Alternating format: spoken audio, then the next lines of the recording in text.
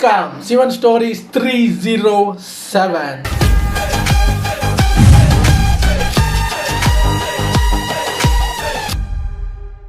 அப்பா சரி வாங்க இன்னைக்கு என்ன நடக்குது ஏது நடக்குது அப்படிங்கிறத உள்ள போய் பார்க்கலாம். இது ஒரு 17 minutes வீடியோ இருந்தால டக்குன்னு பார்த்துட்டு போயிடலாம். இந்த பாட்டோட ஸ்டார்டிங் சீன்ல பார்வதி தேவி வருத்தத்தோட எதையோ யோசிச்சுக்கிட்டு நிக்க மகாதேவர் அவங்க மூட சேஞ்ச் பண்ண கவிதையா பேசி ஏன் என்னோட டார்லிங் இப்படி இருக்கா அப்படின்னு பார்வதி தேவி கிட்ட பேசிட்டு இருக்காரு. பார்வதி தேவி அப்பவும் அதே நிலையில இருக்க சிவன் மனச ஒரு முறை மட்டும் ஸ்திர நிலையில நிறுத்திட்டா மட்டும் போதாது, வாழ்க்கை முழுக்க அத ஒரு முயற்சியா மனசை நம்ம கண்ட்ரோல்ல வச்சுக்க முயற்சி பண்ணிக்கிட்டே தான் இருக்கணும். இத பானாசூரன் புரிஞ்சுக்கும் போது அவனோட தவறுகளை அவன் நிச்சயம் உணர்வான்னு சொல்றாரு. அப்புறம் அவனுக்கு அவன் அகங்காரத்தினாலதான் எல்லா தப்பும் தப்பா நடந்துச்சு அப்படிங்கிறது அந்த உண்மை தெரிஞ்சுக்கிட்ட பிறகு அவனை சரி செய்ய திருத்திக்க முயற்சி பண்ணுவான். ஆனா அவன் பண்ற எல்லா காரியத்துக்கும் மூல காரணம் பயம்தான் அப்படின்னு சொல்ற. பார்வதி தேவியோ குழப்பத்தோட பயமா அப்படின்னு கேட்க சிவனும் ஆமா பார்வதி, அவனுக்கு எல்லாமே அவன் கிட்ட இருந்து பறிபோய் விடுமோ அப்படிங்கிற பயம். நான் தான் ஏற்கனவே சொன்னேன்ல, அவன் மக மேல உள்ள அந்த அன்பு அவனுக்கு இப்போ ஒரு தவிப்பா கௌரவமா மாறிடுச்சு. அவனை உஷாவோட அப்பாவா மட்டுமே வரையறுத்து கொண்டு வாழ்கிறான். ஒரு பக்கம் அவனோட உலகமே அவனோட மகன் தான் அப்படின்னு நினைக்கிறான். இன்னொரு பக்கம் உஷா அப்பாவை தாண்டியும் உலகம் இருக்குன்னு பார்க்க ஆரம்பிச்சுட்டான். பானாசுரன் தன்னோட தகுதியை அவனோட பொண்ணு கிட்ட ப்ரூஃப் பண்றங்கிற எண்ணத்தினால அவனோட கௌரவத்தையும் மரியாதையும் காப்பாத்திக்கணுங்கிற அந்த பயம் இப்போ அந்த பயம் நிரந்தரமாக ஆகிவிட்டது. எங்க யாருக்கு பயம் இருக்கோ அவன் தன்னைத்தானே காப்பாத்திக்கிற அந்த வழியை தேடி அதை வன்முறை மூலமாகத்தான் அடைய முடியும் அப்படின்னு முடிவெடுப்பான். அதைத்தான் இப்போ பானாசுரனும் பண்ணிக்கிட்டு இருக்கான்னு சொல்றாரு. அதற்கு பார்வதி தேவி நாம உஷாவை உருவாக்குனதே பானாசுரனை கண்ட்ரோல் பண்ணத்தான், ஆனா இப்போ அவளாலேயே அவன் மறுபடியும் கண்ட்ரோல் பண்ண முடியாதபடி மாறிக்கிட்டு இருக்கானே அப்படின்னு வருத்தப்பட்டு சொல்றாங்க. சிவனும் உஷாவோட ரோல் பானாசுரனை கட்டுப்பாட்டுக்குள்ள வைத்துக்கிறது மட்டுமில்ல, எது வம்சமும் அசுரகுலமும் எதிரிங்கதான். பானாசுரனோட வாள் அந்த பகையை வன்முறையா வளர வைக்கிற நேரம், உஷாவோட காதல் இந்த ரெண்டு குலங்களையும் நெருக்கமாக்கும்னு ரொம்ப சந்தோஷமாக சொல்லிட்டு வெற்றி போரால நிகழாது, அன்பால காதலால எப்படி நிகழ போகுதுங்கிறத உஷா தான் ப்ரூவ் பண்ண போறான்னு நம்பிக்கையோட சொல்றாரு. அங்க கட் பண்ணா திடீர்னு ரெண்டு பேர் குதிரையில ரேஸ் விடுற மாதிரி காட்டுறாங்க. ஒரு குதிரையில ஆம்ஸ்ல மயிரிழக வச்சுக்கிட்டு முகத்தை மூடிக்கிட்டு ஒருத்தர் போறாரு. இன்னொரு குதிரையில ஏதோ ஒரு பொண்ணு இருக்கு, அந்த பொண்ணு முகத்தை மூடிக்கிட்டு தான் போகுது. திடீர்னு அந்த பொண்ணோட முகமூடி விலகுது, யாருன்னு பார்த்தா நம்ம உஷா தான். அப்புறம் மறுபடியும் பதட்டமாக முகத்தை மூடிக்கிறார். அப்புறம் ரெண்டு பேரும் குதிரையில வேகமா நட்டு வச்சிருக்கிற ஒரு கொடியை யாரு ஃபர்ஸ்ட் எடுக்கிறது அப்படின்னு போட்டி போட்டு போய்கிட்டு இருக்காங்க. அப்ப ரெண்டு பேரும் கொடி எடுக்க கை நீட்டுறாங்க. ஒரே நேரத்துல ரெண்டு பேருமே கொடியை தூக்கிட்டாங்க. ரெண்டு பேருமே ஜெயிச்சிட்டாங்க. ஆனா இன்னொருத்தன் உஷாவுக்கு அந்த கொடியை விட்டு கொடுத்துட்டான். உஷாவும் யாரது அப்படின்னு ஆச்சரியமாக பார்க்க அவன் முகமுடியை ரிமூவ் ஆக்கி தான் முகத்தை காட்டுறான். அவன் முகத்தை பார்த்துட்டான். ஆனா இவளோ அவனோட கண்ணை மட்டும் தான் பார்த்திருக்கிறான். திடீர்னு பார்த்தா பெட்ல இருந்து முழிக்கிறா. கண்டதெல்லாம் கனவா அப்படியே நிஜமாக இருந்தது அப்படின்னு குழம்பி போறான். அப்புறம் உஷா பாட்டுக்கு அவன் ஏன் எனக்காக விட்டு கொடுத்தான், என்ன ஏன் அவன் ஜெயிக்க வச்சான், ஏன் என்ன தோற்கடிக்கல அப்படின்னு குழம்பிக்கிட்டு இருக்க திடீர்னு பார்வதி தேவி காதலை பத்தி சொன்னது ஞாபகம் வருது. காதல்னா என்ன கிடைக்குது அப்படின்னு பார்க்காம நம்மள நாமளே அர்ப்பணிக்கணும் அப்படின்னு சொன்னதையும், காதல்ல கேள்வி எழாது, கேள்வி எழுந்தா அது காதலாக இருக்க முடியாது அப்படின்னு சொன்னதையும் நினைச்சு பார்த்து காதலை பத்தி பார்வதி மாதா சொன்னது சரிதான், ஆனா எனக்கும் அவரை தெரியாது, அவருக்கும் என்ன தெரியாது, அப்புறம் என் கனவுல அவர் ஏன் வரணும், யார் அவர், அவரை பத்தி யார்கிட்ட கேட்க முடியும்னு அவளுக்கு அவளே கேள்வி மேல கேள்வி கேட்டு அப்புறம் எனக்கு இந்த விஷயத்துல ஒரே ஒரு ஆள் தான் உதவி பண்ண முடியும் அப்படின்னு சந்தோஷமாகிறார். அப்படியே அடுத்த நாள் காலையில பானாசுரன் கையில வாளோட போருக்கு ரெடியாக நிக்க வாணி அவனுக்கு ஆரத்தி எடுத்து வீர திலகமிட்டு மலர் தூவி வழக்கமாக பண்றத பண்றாங்க. ஆனா கண்ணுல கண்ணீரோட நிக்கிறாங்க. அதை பார்த்த பானாசுரன் இந்த மாதிரி சுபமான நேரத்துல என்ன போல பராக்கிரமையோட கொண்டாட்டி இப்படி அழுகிறது நல்லா இல்ல அப்படிங்கிறான். வாணியோ கடைசியா ஒரு முறை உங்க முடிவை ரீகன்சிடர் பண்ணுங்களேன் அப்படின்னு கேட்கறாங்க. பானாசுரனோ மறுபரிசீலனை எல்லாம் கோலைக்கு தான் பண்ணுவானுங்க, வீரனுங்க எல்லாம் முடிவு பண்ணா பண்ணதுதான் அப்படின்னு சொல்றாரு.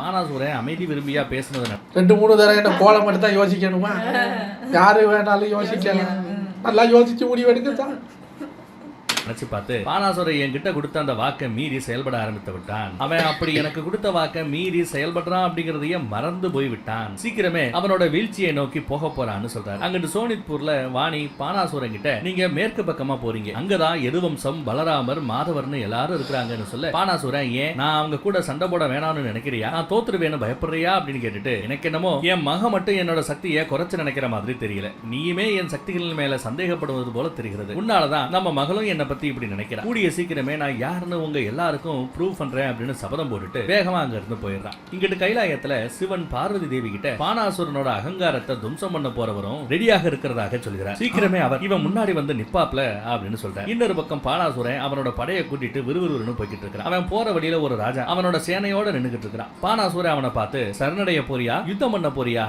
அப்படின்னு ஆப்ஷன் கொடுக்கிறார். அந்த ராஜாவோ யுத்தமே பண்றேன் அப்படின்னு வீரமாக சொல்ல ரெண்டு படைகளுக்கு நடுவுல யுத்தம் நடக்குது. நடந்து முடிந்த இந்த யுத்தத்துல யுத்தத்துல கடைசியா பானாசூரனோட படை ஜெயிச்சதுனால எதிரி நாட்டு ராஜா அவனோட வாளையும் கிரீடத்தையும் பானாசூரன் காலில் வச்சுட்டு சரணடைந்து விட்டான். அங்க கட் பண்ணா பானாசூரனோட அரண்மனையில உஷா சித்திரலேகா கிட்ட எங்கடி போன, நான் உன்னை எங்கெல்லாம் தேடிட்டு இருந்தேன் தெரியுமா அப்படின்னு கேட்க, சித்திரலேகாவோ என் அப்பா மகாராஜா கூட யுத்தத்துக்கு கிளம்பிட்டு இருந்தாரு, சோ நான் அவருக்கு உதவி பண்ணிக்கிட்டு இருந்தேன், என்ன விஷயம் அப்படின்னு கேட்கிறேன். உஷாவும் உட்காந்து இன்னைக்கு காலையில எனக்கு செம்ம கனவு தெரியுமா அப்படின்னு பேசிக்கிட்டு இருக்க சித்திரலேகா கண்டுக்கவே இல்லை. உஷாவோ என்னடி நான் பேசிக்கிட்டே போறேன், இப்படி சந்தோஷமா இருக்கேன், உனக்கு ஆர்வமாக இல்லையா அப்படின்னு கேட்க சித்திரலேகாவோ இப்போ உன் கனவை விட மகாராணியோட கவலை தான் முக்கியம், மகாராஜா யுத்தத்துக்கு போனதை நினைச்சு ரொம்ப வேதனைப்படுறாங்க அப்படின்னு இந்த பொண்ணு வருத்தப்பட்டுக்கிட்டு இருக்கு. இதை கேட்ட உஷாவோ என் கனவை பத்தி தெரிஞ்சா என் அப்பா யுத்தத்தை மறந்து ஓடி வந்துருவாரு, நான் என் கனவுல ஒருத்தவரை பார்த்தேன், ஆனா அவர் யார் என்னங்கிறது எனக்கு தெரியாது அப்படின்னு ஏதோ காதல் வழியே அப்படியே பேசிட்டு இருக்கா. இன்னொரு பக்கம் அவ அப்பங்காரன் அவகிட்ட இவன் கெத்துன்னு ப்ரூஃப் பண்ண இன்னொரு ராஜா கூட யுத்தம் பண்ணிக்கிட்டு இருக்காரு, அசால்ட்டா கொலைய பண்ணி போட்டுறாரு, எதிர்த்து வரவர்கள் எல்லா பேரையும் அழிச்சுக்கிட்டு இருக்காரு. அப்புறம் இன்னொரு ராஜா சண்டையே போடாம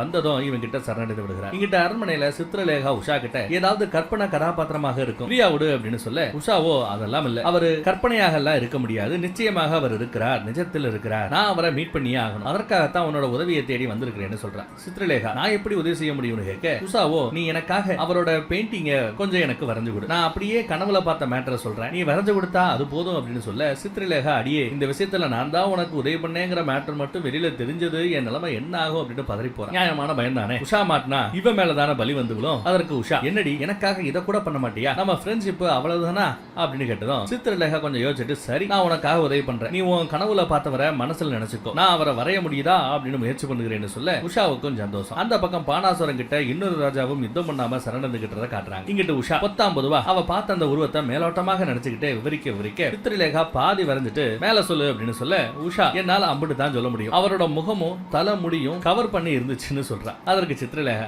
ஏண்டி அம்மா இந்த டீடைல்ஸை மட்டும் வச்சு என்னால மட்டும் இல்ல யாராலையும் எதுவும் வரைய முடியாதுன்னு சொல்றா. ஆனா உஷாவோ எனக்கு அவரை கண்டுபிடிச்சே ஆகணும், ஆனா எப்படின்னு தெரியலன்ட்டு நினைச்சு பார்த்துட்டு சித்திரலேகா கிட்ட அவரோட ஆர்ம்ஸ்ல மயில் இறகு வச்சிருந்தாருன்னு சொல்லிட்டு மேற்கொண்டு சொல்ல போறதுக்குள்ள சித்திரலேகா அப்படியே ஷாக் ஆகி மகிழ் இறகும் பீதாம்பரமும் நம்ம குலத்தோட பரம எதிரியான எது வம்சத்தோட சின்னம், அவங்க கூட தான் மகாராஜா யுத்தம் பண்ண போறாரு, அவருக்கு மட்டும் உன் கனவுல எது வம்சத்தை சேர்ந்த ஒருத்தர் வந்தது தெரிஞ்சதுன்னா விளைவுகள் ரொம்ப மோசமாக இருக்கும், கனவுல வந்து அரண்டு போயிட்டார். இப்படி உஷாவும் அரண்டு போயிடுற. அடுத்து கைலாயமலை பக்கம் போனாக்கா சிவனை சுத்தி முருகன் கணேசன் நந்தி நாரதன் ரவுண்டு கட்டி நிக்கிறாங்க. முருகன் சிவன் கிட்ட பானாசூரன் துவாரகையோட எல்லையை நெருங்கிட்டார், சீக்கிரமே அவர் முன்னாடி பலராமரும் வந்து நிற்பார், பானாசூரனை நாம தடுக்க கூடாதா அப்படின்னு கேட்க சிவன் அமைதியாக இருக்கிறார். அங்கிட்டு பானாசூரன் துவாரகையோட எல்லையில நின்று எது வம்சத்தை சேர்ந்த பலராமா உன்னை யாராலையும் தோற்கடிக்க முடியாதுன்னு பேசிக்கிறாங்க, இங்க என் கூட வந்து மோதி பார்த்த பிறகும் எல்லாரும் அப்படி பேசிப்பாங்களா அப்படின்னு பாப்போம்னு சத்தமாக சொல்லிட்டு நாம 2 பேருமே சக்திசாலி தான், ஆனா யார் அதிக சக்திசாலிங்கிறத இப்ப முடிவு பண்ணிடலாம், உனக்கு 2 ஆப்ஷன் தரேன், சரணடைஞ்சிரு இல்ல சண்டை போடு, சமாதானமா போயிட்டா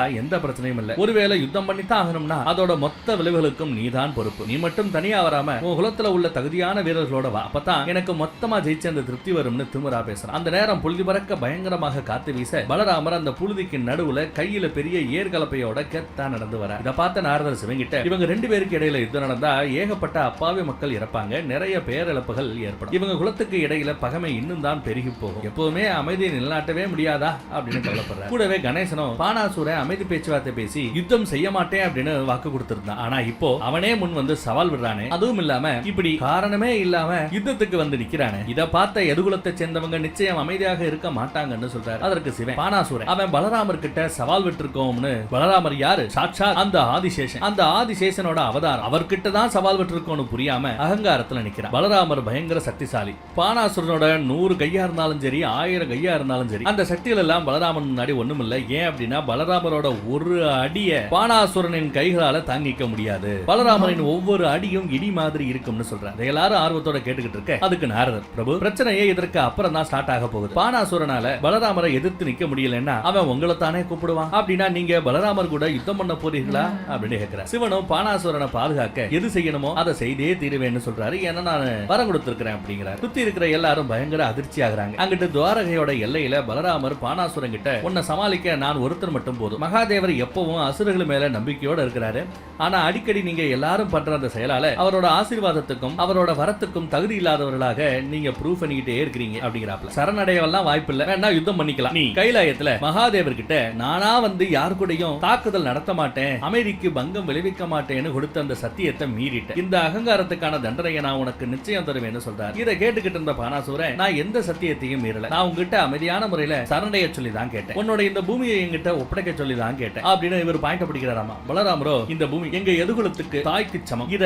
எவனாலேயே எங்க கிட்ட இருந்து ஜெயிச்சு கொண்டு போக முடியாது. நான் வேணா உனக்கு ஒரு வாய்ப்பு தந்துடுறேன், நீங்க இருந்து உயிரோட போகணும்னா அப்படின்னு சொல்லி முடிக்கிறதுக்குள்ளவே பானாசுர சத்தம் போட்டு பலராமரை ஸ்டாப் பண்ணி, வெறும் வாயால மட்டும் பேசாத, வா வந்து என் கூட யுத்தம் பண்ணு, அப்ப தெரியும் யாரு பெரிய பலசாலின்ட்டு பலராமருக்கு சவால் பண்றார். பலராமரும் ஏற்கலப்பைய கீழே வச்சுட்டு யுத்தத்துக்கு ரெடியாக தேவலோகமே ஆர்வமாக என்ன நடக்க போகுதுன்னு பாத்துக்கிட்டு இருக்காங்க. பானாசுரனும் பலராமரும் முன்னாடி நடந்து வந்து மல்யுத்த மாதிரி சண்டை போடுறாங்க. ரெண்டு பேரும் ஒருத்தர் அப்படியே தள்ளிக்க பாக்குறாங்க. ஆனா ரெண்டு பேரும் சமமாகவே இருக்கிறாங்க. பலராமர் பானாசுரனை முட்டி தள்ளிட்டு அடுத்த ரவுண்டு சண்டைக்கு ரெடி ஆகிறாரு. பானாசுரன் பலராமரை அடிக்க கையவங்க, பலராமர் அந்த கையை பிடிச்சு முறுக்கி அவன் நெஞ்சிலேயே ஒரு பஞ்ச் விடுறாரு. அந்த போர்ஸ் தாங்க முடியாம பானாசுரன் எட்ட போயிடுறான். மறுபடியும் பானாசுரன் அடிக்க வர அவனை முட்டி தள்ளிடுறாரு. அடுத்த அட்டாக் அவன் வந்ததுக்குள்ள அவனை பிடிச்சு ஒரு பிடிய போட்டு மங்குன்னு அவன் முதுகுலேயே கைமுட்டியை வச்சு நொறுக்கி எடுக்கிறாரு. அடுத்து பானாசுரன் கொஞ்சம் சுதாரிச்சுக்கிட்டு பலராமரோட அடியில இருந்து மிஸ் ஆகி இப்ப பலராமரையே நல்லா அட்டாக் பண்றான். பலராமர் 2 அடி வாங்கின அப்புறம் பானாசுரனோட அந்த பஞ்சை பிளாக் பண்ணி செவுல காட்டி ஓங்கி ஒரு ஓடு போட்டதும் பானாசுரன் போய் அப்படியே கீழே விழுந்துட்டான். செம டென்ஷன் ஆயிட்டான். இப்ப இத பார்த்த நாரதர் சிவங்கிட்ட, பிரபு பானாசுரன் உங்களை கூப்பிடுவதற்கு முன்னாடி நீங்க போய் இந்த சண்டையை தடுத்து நிறுத்துங்களேன் அப்படின்னு சொல்றாரு. சிவனும் அமைதியாக இருக்க யுத்த களத்தை காட்டுறாங்க. பானாசுரன் எழுந்து நிக்க அவனோட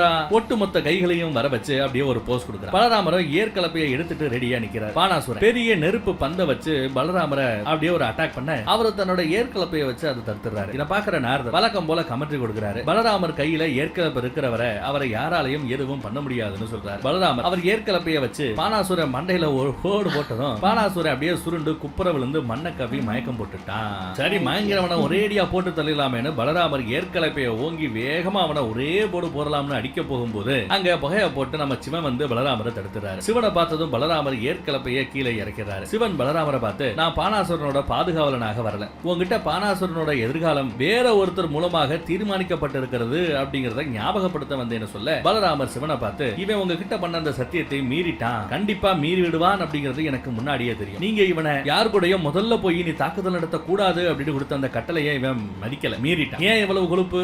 நீங்க விட்டோம் இவனுக்கு ஏதாவது பிரச்சனைனா வருவேன் காப்பேன் அப்படின்னு வாக்கு கொடுக்கலன்னா நான் இவனை கொல்லணும்னு நினைக்கிறதுக்கு முன்னாடி இவன் பண்ற அந்த அராஜகத்தை தாங்க முடியாம நீங்களே எனக்கு முன்னாடி முந்திக்கிட்டு இவனை நீங்க கொண்டு இருப்பீங்க அப்படிங்கிறாரு பலராமர். சிவனை இதை கேட்டுட்டு புகைய போட்டு கிளம்பிடுறாரு. அவர் போன பிறகு பலராமர் கீழே கிடக்கிற பானாசுரனை பார்த்துட்டு ஏற்கலப்பைய தோல்ல தூக்கி வச்சுட்டு அங்க இருந்து அப்படியே போயிடுறாரு. பானாசுரனும் மயக்கம் தெரிஞ்சு அப்படியே கோவமா எழுந்திருக்க அவன் கொலவெறியோட பலராமரை மறைச்சுக்கிட்டு நிக்கிறான். பின்னாடியே பானாசுரனோட சேனை வீரர்கள் பானாசுரனுக்கு சப்போர்ட்டா ஓடி வர பானாசுரன் விஷயம் தெரியாம பலராமரை பார்த்து, என்னடா கோல மாதிரி எஸ்கேப் ஆகி போற, உன் தம்பி மாதிரியே நீயும் யுத்த களத்தை விட்டு ஓடுற, உங்க குலத்தோட விசேஷமான குணமே இதுதானா அப்படின்னு ரொம்ப கீழ்த்தரமா பேச பலராமரும் எல்லா கோவத்தையும் கண்ட்ரோல் பண்ணிக்கிட்டு, நான் மட்டும் இப்ப மகாதேவருக்கு வாக்கு கொடுக்காம இருந்திருந்தா இந்நேரம் இவன் பேசின அந்த பேச்சுக்கு இங்கேயே இவனை கொண்டிருப்பேன்னு மனசுக்குள்ளேயே நினைச்சிட்டு அங்க இருந்து பேசாம போயிடுறாரு. அவர் போன பிறகு பானாசுரன் கோவத்தோட திரும்புறான். பார்த்தாக்கா இவனோட சேனை வீரர்கள் தலையை தொங்க போட்டு நிக்கிறத பார்த்து பானாசுரன் என்னாச்சுன்னு கேட்கிறான். அப்போ அவனோட சேனாதிபதி, மகாராஜா நீங்க மயக்கம் போட்டு விழுந்து இருந்தீங்க, அப்ப மகாதேவர் வந்தாரு, உங்களை கொல்ல வந்த பலராமரை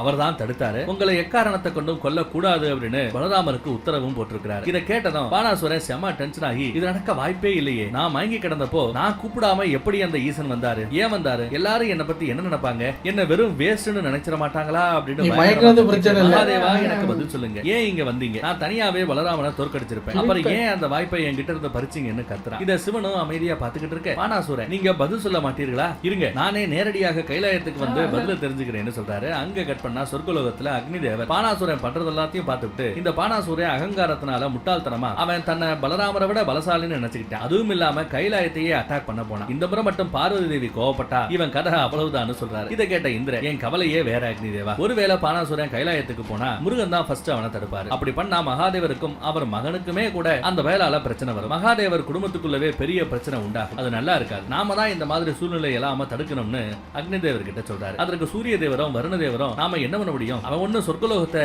அட்டாக் பண்ண வரலையே, இந்திரனுக்கும் சவால் விடலையே, எங்களை இதுல இழுக்க வேணாம்னு இன்டைரக்டா சொல்லிடுறாங்க. அதனால இந்திரனும் வேற வழி இல்ல, நான் முருகர் கிட்டவே இத பத்தி பேசுறேன்னு சொல்ல அக்னி தேவர் இந்திரனை பார்த்து மனசுக்குள்ளாகவே நீங்க பண்றத பண்ணுங்க, ஆனா முருகர் கிட்ட பேசுறதுனால ஒரு லாபமும் இல்ல, அதனால நானே நேரடியா போய் மகாதேவர் கிட்டவும் ஆதிசேது கிட்டயும் இது சம்பந்தமா பேசி பாக்குறேன்னு நினைச்சுக்கிறாரு. அடுத்து கைலாய மலையில பார்வதி தேவி சிவன் கிட்ட, பானாசுரன் கைலாயத்தை நோக்கி அட்டாக் பண்ண வந்துகிட்டு இருக்கான், அவனால நாம மறுபடியும் சண்டை போட விரும்பல, அதனால இப்பவே நான் அவனை தடுத்து நிறுத்துறேன்னு சொல்றாங்க. ஆனா சிவன் அகங்காரத்துலதான் தன்னாலதான் எல்லாம்னு நினைக்கிறவங்களுக்கு தான் அவங்க எப்பேற்பட்ட நல்லவங்களா இருந்தாலும் அகங்காரம் பிடிச்ச பிறகு அவங்களுக்கு அழிவு நிச்சயம். பானாசுரனுக்கும் யாரால அழிவுன்னு ஏற்கனவே விதிக்கப்பட்டிருக்குன்னு சொல்ல பார்வதி தேவி, அப்படின்னா அவன் வந்து கைலாயத்தை அட்டாக் பண்ணட்டும் அப்படின்னு சொல்றீங்களா, அதை நாங்க சும்மா வேடிக்கை பார்க்கணும்னு சொல்றீங்களா, சிவனும் இல்ல பார்வதி, முருகன் பானாசுரன் கூட யுத்தம் புரிவான் அப்படிங்கிறாப்ல. இதை கேட்டதும் பார்வதி ஷாக் ஆகி இதுல எந்த சந்தேகமும் இல்ல, நம்ம முருகனோட அவனை கம்பேர் பண்ணா பானாசுரன் ஒண்ணுமே இல்லதான். இருந்தாலும் எந்த காரணத்தினால முருகனால பானாசுரனை தோற்கடிக்க முடியாதோ அந்த காரணம் தான் முருகனோட தோல்வியாக இருக்கும். தகுதி இருந்தும் முருகன் ஏன் தோக்கணும் அப்படின்னு கேக்குறாங்க.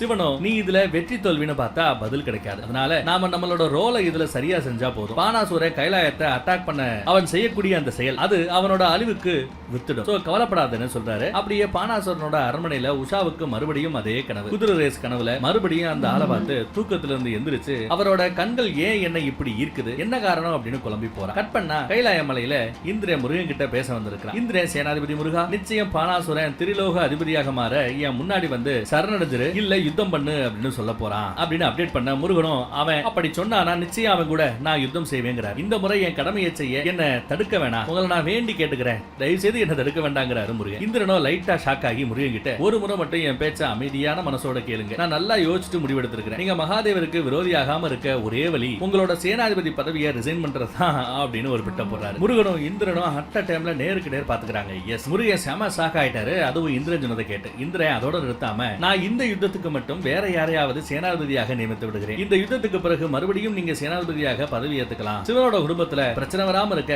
இந்திரனே ஒரு நல்ல ஐடியா தராரு. ஆனா முருகனோ இல்ல தேவராஜா, என்னோட கடமையை நிறைவேற்றுறதை தவிர்த்து வேற எதுவுமே எனக்கு முக்கியம் இல்ல, நான் நிச்சயம் யுத்தம் செஞ்சே தருவேன், என் பதவியை ரிசைன் பண்றதெல்லாம் நடக்காது. இந்திர உடனே ஒருவேளை இது என்னோட உத்தரவாக இருந்தா அப்படின்னு கேட்க முருகன் அப்பவும் நான் நிச்சயம் யுத்தம் பண்ணியே பானாசுரனை சிவனை கூப்பிட விடவே மாட்டேன், அதுக்குள்ள முடிச்சு விட்டுருங்கிறாரு. இல்லங்க இந்திரன் சொல்றத கொஞ்சம் கேளுங்கன்னு இந்திரன் கொஞ்சம் எடுத்து சொல்ல வர இன்னொரு தடவை கொஞ்சம் யோசிச்சு பாருங்களேன்னு சொல்ல முருகனோ நான் முடிவு எடுத்ததுதான் அப்படின்னு சொல்லிடுறாப்ல. இன்னொரு பக்கம் பிரம்மதேவர் சிவங்கிட்ட பானாசுரனால உங்க குடும்பத்துக்கு வரப்போற அந்த பிரச்சனை மிக கொடூரமாக இருக்க போறது, அதற்கான நேரமும் வந்துருச்சுன்னு சொல்ல மகாதேவரோ இதுதான் பானாசுரனோட வீழ்ச்சிக்கான ஆரம்பம்னு சொல்றாரு. அதற்கு பிரம்மதேவர் பானாசுரன் அவனோட வீக்கான மைண்டால உங்க உதவி இல்லாம சுயமா அவனோட பெருமையை நிலநாட்டணும்னு நினைக்கிறான், அது அவன் உங்களோட வரத்தை வாங்கின வரத்தை தியாகம் பண்ணதுக்கு சமம். ஒரு கால அவன் தன்னோட பெருமையை நிலநாட்ட சிவங்கிட்ட இருந்த அந்த வாங்கின வரத்தை தியாகம் பண்ண தயாராக இருந்தா தயவு செய்து அதை ஏத்துக்கங்கன்னு வேண்டி கேட்டுக்கிறார். அனைத்து உலகங்களோட நன்மைக்காக ஒரு கால அந்த மாதிரி ஒரு சூழல் ஏற்பட்டா நீங்க இந்த முடிவை ஏத்துக்கிட்டு தான் ஆகணும்னு சொல்ல மகாதேவர் பிரம்மதேவர் கிட்ட உங்களுக்கு தான் தெரியுமே பிரம்மதேவா, இந்த நிகழ்வோட முடிவு நாராயணரோட லீலையில தான் நடக்கும்னு சொல்ல பிரம்மதேவரும் ஆமா, ஆனா என்னோட நோக்கம் நீங்களும் நாராயணரும் எதிரிகளாக நிக்கிற அந்த சூழ்நிலை உருவாகவே கூடாது அப்படிங்கிறது தான், தயவு செய்து அந்த மாதிரி அவன் கேட்டானா வரத்தை தியாகம் பண்றேன்னு சொன்னா ஒத்துக்கங்க அப்படின்னு சொல்ல சிவனும் சரிங்கிற மாதிரி தலையாட்ட இதோட இன்னைக்கான எபிசோடு முடிஞ்சது. மீதி கதையை அடுத்த எபிசோட்ல பார்ப்போம், காத்துருங்க. வாங்கின வரத்தை தியாகம் எல்லாம் பண்ணலாமா, இது தெரியாம போச்சு. நல்லா இருக்கு, எங்க போய் முடியுதுன்னு பார்ப்போம். நம்மளும் கிளைமேக்ஸை நோக்கி நெருங்கிட்டோம். ஆமா, லெட்ஸ் சீ. உங்களை அடுத்த வீடியோவில் வந்து சந்திக்கிறேன். Take care.